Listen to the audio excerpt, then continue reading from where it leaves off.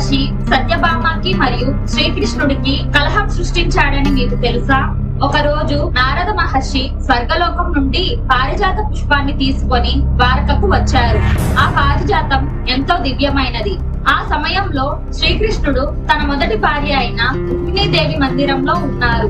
నారదుడు ఆ దివ్యమైన పుష్పాన్ని శ్రీకృష్ణుడికి అందించి, స్వామి, ఈ పుష్పాన్ని మీ భార్యలలో మీకు అత్యంత ఇష్టమైన వారికి ఇవ్వండి అని కోరాడు. శ్రీకృష్ణుడు ఆ పుష్పాన్ని తీసుకొని ఏమాత్రం ఆలోచించకుండా భక్తికి వినయానికి నిదర్శనమైన రుక్మిణీదేవి జడలో అలంకరించారు. రుక్మిణీదేవి కూడా ఆ పుష్పాన్ని భక్తితో స్వీకరించింది. నారదుడు వెంటనే రుక్మిణీ మందిరం నుండి నేరుగా సత్యభామ మందిరానికి వెళ్లారు. కలహం సృష్టించడమే ఆయన పని కాబట్టి సత్యభామతో, అమ్మా సత్యభామ, శ్రీకృష్ణుడు నాకు ఎంత ఇష్టమో మీకు తెలియదా? నేనెంతో ప్రేమతో తెచ్చిన దివ్యమైన పారిజాత పుష్పాన్ని నీకే ఇస్తాడని అనుకున్నాను. కానీ ఆయన దాన్ని రుక్మిణికి ఇచ్చారు.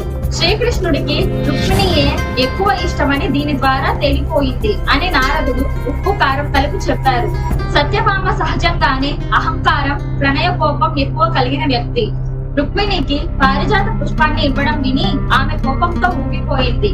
రుక్మిణి కంటే తానే కృష్ణుడికి ప్రియమైన భార్యనని నిరూపించుకోవాలని అనుకుంది. కోపంతో ఆమె తన నగలను, అలంకరణలను విసిరేసి చీర కొంగును బిగించి కట్టుకొని అలకబూసింది.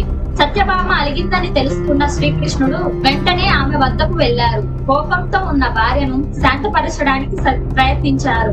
అప్పుడు సత్యభామ, నాకు ఆ ఒక్క పారిజాత పుష్పం కాదు, ఆ పారిజాత వృక్షమే కావాలి. అలానే ఆ చెట్టు నా ఉద్యానవనంలోనే పెరగాలి అని కోరుకుంది. శ్రీకృష్ణుడు సత్యభామ కోరికను నెరవేర్చడానికి గరుత్మంతునితో కలిసి స్వర్గలోకానికి పయనమయ్యారు. అలా పారిజాత వృక్షాన్ని తెచ్చారు. ఇలాంటి మరికొన్ని మైథాలజీ ఫ్యాక్ట్స్ కి ఇప్పుడే సబ్స్క్రైబ్ చేసుకోండి హిస్టారికల్ బ్లాగ్.